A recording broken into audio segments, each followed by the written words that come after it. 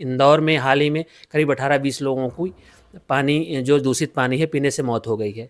अब ये स्थिति बन चुकी है कि मध्य प्रदेश के कई शहरों में इस तरह के गंदे पानी की शिकायत आ रही है। राजधानी भोपाल में भी लगातार शिकायतें आ रही हैं। यहाँ पर अभी हाल ही में जो कई सैंपल लिए गए जिसमें कई सैंपल फेल भी हुए हैं और लगातार सरकार जांच करा रही है, लेकिन अभी कई सवाल उठ रहे हैं कि यहाँ स्टाफ की कमी, तरह तरह की जो चीज़ें आ रही हैं। आज हमारे साथ बात करने के लिए पीएचई विभाग के पूर्व अधीक्षण यंत्री, जो कि लगातार वाटर सप्लाई और इस क्षेत्र में काम करने का अनुभव है उनको, और उनके साथ बात करेंगे और जानेंगे क्या इस तरह की स्थिति बनने का कारण क्या है। सबसे पहले हम बात करें भागीरथपुरा की जो घटना हुई है। भागीरथपुरा की आबादी लगभग 40-50 हज़ार होगी।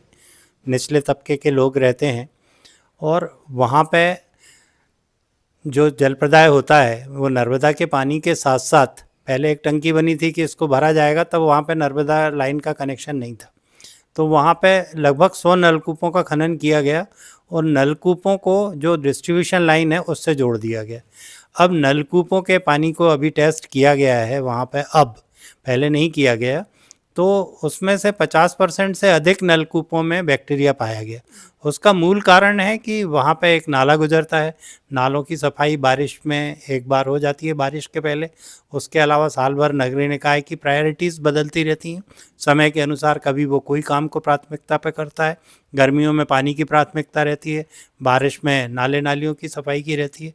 परंतु ये नाले नालियों की सफाई तो नियमित होनी चाहिए, क्योंकि कई जगह जो है पानी उससे सीप होता है और बहुत सारी जगहों में, बड़े शहरों में भी और छोटे शहरों में भी नलकूप आधारित ही जल प्रदाय हो रहा है।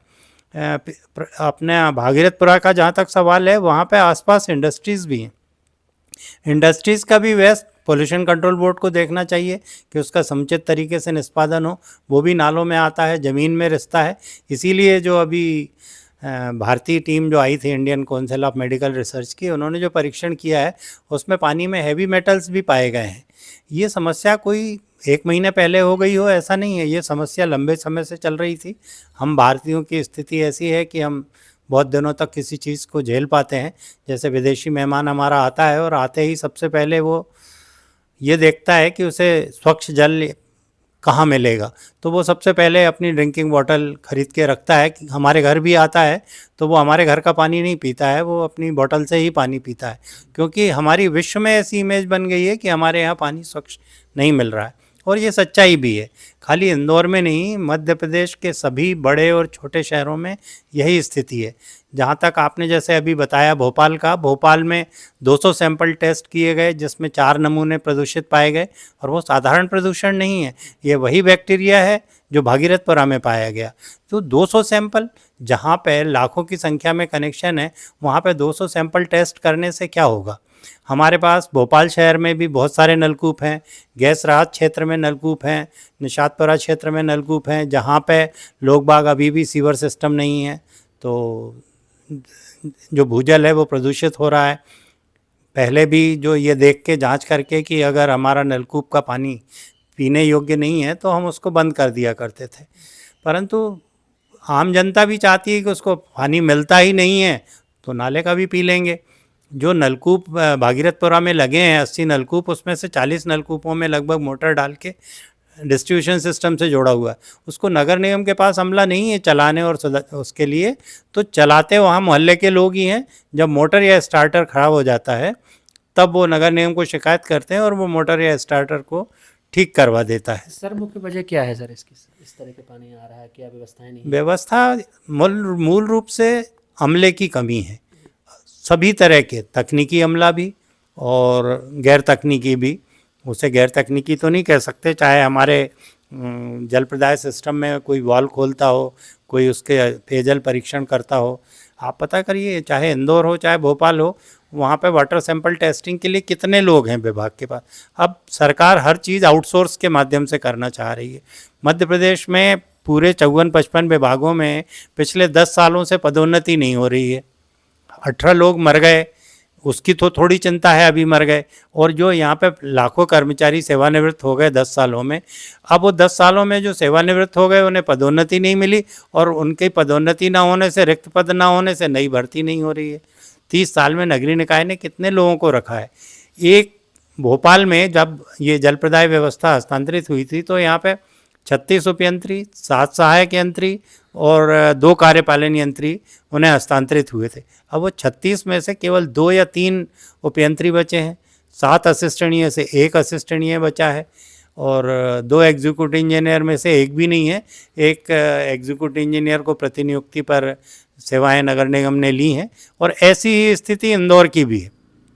चाहे ट्रीटमेंट प्लांट हो, चाहे डिस्ट्रीब्यूशन सिस्टम हो, विभाग के पास जब ये व्यवस्था थी तो हम लोगों के घरों से सैंपल लेके उसमें टेस्ट ट्यूब में सॉल्यूशन डाल के देखते थे कि इसमें क्लोरीन उपलब्ध है या नहीं, कहीं कंटेमिनेशन तो नहीं है। परंतु आज की डेट में कहीं कोई इस तरह की व्यवस्था नहीं होती। जो पानी की टंकियां हैं, आप शहर की किसी भी शहर की किसी भी पानी की टंकी को देख लीजिए, उसकी सफाई किस तरह से होती है। उसमें कचरा गंदगी जमा होती रहती है, उसमें बैक्टीरिया डेवलप हो सकते हैं।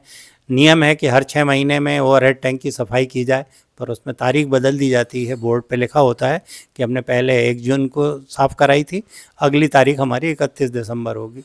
तो ऐसे काम नहीं चलेगा और ऐसा काम इसीलिए हो रहा है कि लोगों की अपने कर्तव्य के प्रति निष्ठा नहीं है। जो पानी से जुड़ा हुआ आदमी है उसको ये सोचना चाहिए कि वो एक आस्था के रूप में धार्मिक कार्य भी कर रहा है। लोग पहले कुएं खुदवाते थे, वो करते थे।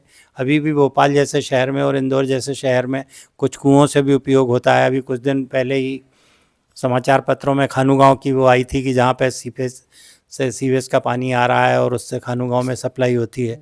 तो ये सब स्थितियाँ बड़ी दुखद हैं और इसको शासन को बहुत गंभीरता से लेना चाहिए।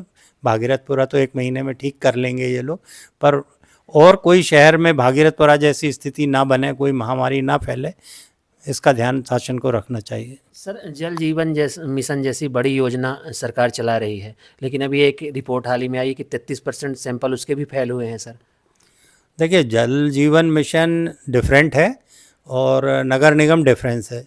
जल जीवन मिशन के तहत जो भी काम हो रहा है वो मूल रूप से ग्रामीण पेयजल प्रदाय व्यवस्था के लिए हो रहा है। तो जब हमारे शहरों की ये हालत है तो ग्रामीणों की तो आप समझ ही सकते हैं। ग्रामीण लोग खेत में जाते हैं तो बेचारे अगर उन्हें पानी ना मिले तो नदी नाले झरने का भी पानी वो ऐसा करके पत्तों से भर के भी पी लेते हैं। उनकी जो भी इम्यूनिटी लेवल है वो हाई होगा कि वो उसको पचा पाते हैं। उनको सलाह दी जाती है। ये जन्मदिन पे जो बड़े बड़े विज्ञापन छपते हैं उसमें नागरिकों को जागरूक करने के भी संदेश होना चाहिए कि पानी को किस तरह पिएं। जैसे भागीरथपुरा में लोग बोल रहे हैं हम गर्म कर लेते हैं। पानी को गर्म करने से नहीं, उसको 5-10 मिनट बॉयल करना होगा, तब उसका बैक्टीरिया ख़त्म होगा। और अगर उस पानी में सीवेज मिला हुआ है तो हम कितना भी गर्म कर लें, उसका टेस्ट कैसे सुधरेगा। जो बड़े लोग हैं, चाहे हमारे घर नर्मदा का पानी आता हो, कोलार का आता हो, कोई आरओ सिस्टम लगा लेता है, कोई एक्वागार्ड लगा लेता है और भी सब टेस्ट भी कराते हैं उसको, परंतु क्या एक गरीब आदमी कराता है? नहीं कराता है। शासन के जो हमारे सभी 55 ज़िले हैं वहाँ पे पेयजल परीक्षण की प्रयोगशालाएं शासन की हैं। निर्धारित शुल्क जमा कराकर आप अपना पेयजल परीक्षण करा सकते हैं, चाहे आपका निजी स्रोत हो या शासकीय स्रोत हो। कि अमृत योजना के तहत 5500 करोड़ रुपए के कार्य जल प्रदाय के लिए और 4000 करोड़ रुपए के काम सीवरेज के लिए स्वीकृत हुए थे, जिनको अब तक मेरी समझ से पूरा हो जाना चाहिए था। परंतु ये पिछले 2-3 वर्षों में ये स्थिति है कि इतनी बड़ी राशि की स्वीकृति के बाद भी 10% से कम कार्य हुआ है मध्य प्रदेश में। ये चिंताजनक स्थिति है। ठेकेदार नहीं है, सही ठेकेदारों को काम नहीं दिया जा रहा है, ब्लैक लिस्टेड कंपनियों को भी काम दिया जा रहा है। अभी कुछ दिन पहले एक समाचार पत्र में आया था कि उज्जैन जैसा शहर जहाँ की अभी संघर्ष का आयोजन 2028 में होना है, जिस फर्म को काम दिया है उसने 3 सालों में 10-15% काम नहीं किया है और ब्लैक लिस्टेड कंपनी है, परंतु अभी तक उस पर कोई कार्रवाई नहीं हुई। इंदौर में भी इसी तरह किसी ब्लैक लिस्टेड कंपनी को इस तरह का आदेश दे दिया गया था, तो अभी जो एसीएस नगरीय प्रशासन है उन्होंने उसको जांच में गलत पाए जाने पर उसको निरस्त किया है। पर ये बहुत गंभीरता से जांच होनी चाहिए और इसको प्रदेश स्तर पर एक टेक्निकल कमेटी होनी चाहिए जो इन सब चीज़ों को देखे, ताकि भविष्य में इस तरह की स्थिति निर्मित ना हो। टेक्निकल लोगों की काफ़ी कमी है, ऐसा बताया जा रहा है ना। एक तो ये सिस्टम है कि जो हर स्थानीय शासन के तहत जो हर नगर निगम में है उसमें सब सर्वोच्च अधिकारी एक कार्यपालन यंत्री। निविदाएं तो यहाँ जो संचालनालय है वहाँ से स्वीकृत हो जाती हैं। जैसा मैंने पहले बताया कि पदोन्नति नहीं हो रही है, तो आज भी नगरीय प्रशासन में भी जो प्रमुख अभियंता का पद है, जो डायरेक्टरेट तक ही सीमित है, वो फील्ड में मैंने उन्हें कभी, मेरी जानकारी में नहीं आया कि वो प्रदेश के अन्य शहरों में जाकर देखते हो। पर निविदा शर्तों का निर्धारण, निविदा की स्वीकृति उन्हीं के स्तर पर होती है, और वो भी एक अधीक्षण यंत्री स्तर के अधिकारी हैं। तो ये गैप सिर्फ आउटसोर्सिंग के सहारे नहीं हो सकता, लोगों की भर्ती करनी होगी, शासन को बहुत गंभीरता से देखना होगा। शिवराज सिंह जी के समय से ये मामला जो हाई कोर्ट में मैं ही लेकर गया था 2012 में, और इस पे 2016 में निर्णय हो गया था, जिसमें यह था कि पदोन्नति में आरक्षण जरूरी नहीं है और जिनको ऐसा दिया गया उसको वो किया जाए। उसके बाद सरकार उसके लिए सुप्रीम कोर्ट चली गई और पिछले 10 सालों से मामला अटका हुआ है। सर क्या सुझाव है, आम जनता क्या करे, अब कैसे बचे, अपना जीवन कैसे बचाए? देखिए, कुछ चीज़ें ऐसी होती हैं जो, भाई हमसे पैसे लेते हो आप, हर चीज़ के पैसे लेते हो। हम पेट्रोल डलवाते हैं 100 रुपये का, तो 66 रुपये सरकार को देते हैं। पानी पीते हैं, आप जितना पैसा मांगते हो उतना पैसा देते हैं। घर में रहते हैं तो उसका टैक्स भरते हैं।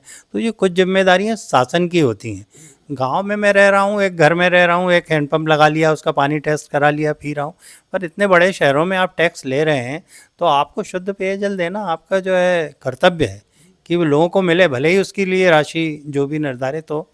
पिछले कुछ समय पहले तक, ये 30 साल पहले 10-12 रुपये नल कनेक्शन होते थे, जो कि अब 200 से ऊपर हो चुके हैं, और अभी भी ये व्यवस्था घाटे में है। शासन उसकी दरें बढ़ाएं, परंतु दरों बढ़ाने भर से ही काम नहीं चलेगा, उसके लिए पूरा अमला होना चाहिए। पूरा अमला हो, या फिर नगरीय प्रशासन विभाग का मंत्री वही रहे, विभाग के प्रमुख सचिव वही रहें, परंतु एक सेपरेट विंग बननी चाहिए इंजीनियर्स की, जैसा कई अन्य राज्यों में भी है, water supply and drainage board. तो जो चूँकि वाटर सप्लाई के साथ सीवरेज को रखना बहुत ज़रूरी है। घर के सामने जो सड़क होती है, सर सीवेज का भी पानी मिलने की घटनाएं सामने आ रही है, इसीलिए ये वाटर सप्लाई और सीवरेज बोर्ड एक होगा। कैसे लाइन सर जाती है? नहीं, वो तो गलत है। डाली जा सकती है अगर आपके कार्यों की गुणवत्ता उतनी अच्छी हो, पर वो कब टूट गई, कब फूट गई, कब रिपेयर हुआ, कब नहीं हुआ। तो भारत जैसे देश में, जैसा मैंने बताया कि लीकेज होने पे कई बार मटेरियल नहीं मिलता है, तो मैंने देखा वो लीकेज के ऊपर चप्पल बांध देते हैं और उससे वो जॉइंट कर देते हैं। तो ये तो बड़ी शर्मनाक स्थिति है। इस देश में लोग हैंडपम्प का पानी भगवान के ऊपर नहीं चढ़ाते हैं, क्योंकि वो उसमें जो वॉशर लगा होता है वो लेदर वॉशर होता है। तो वैसी कंट्री में आप लीकेज होने पे चप्पल बांध दो। तो संसाधनों की कमी है, अमले की कमी है, पैसे की कमी है और निष्ठा की भी कमी है। तो ये थे जो अधीक्षण यंत्री, पूर्व अधीक्षण यंत्री रहे हैं आरवी राय साहब। इनका साफ तौर पे कहना है कि व्यवस्थाएं सुधारने के बाद ही, अगर व्यवस्थाएं नहीं सुधरी तो हालात और भी बिगड़ सकते हैं। आप देख रहे थे अमर उजाला, मैं संदीप द्विवेदी। आपके राज्य की खबरें, आपके शहर की खबरें सबसे पहले जानने के लिए देखते रहें अमर उजाला। चैनल को सब्सक्राइब जरूर कर लें और पाएं हर अपडेट।